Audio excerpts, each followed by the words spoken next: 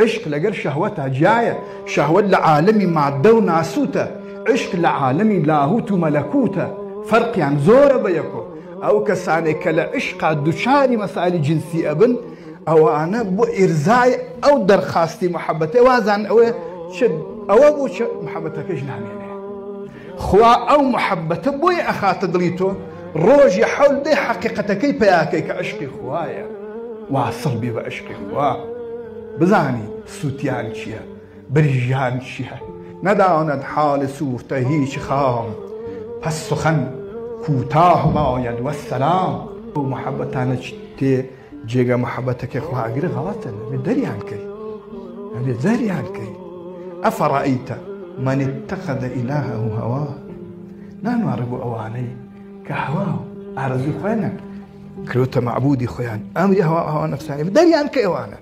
هیچ نەوێنێ هەر کە در علامه اقبال فەرمووی هەر کە در ئیقلیمی لا آباد شد فارغ از قید زن و اولاد شد می کند از ما سوا قطع نظر می نهد ساتور بر حلقه پسر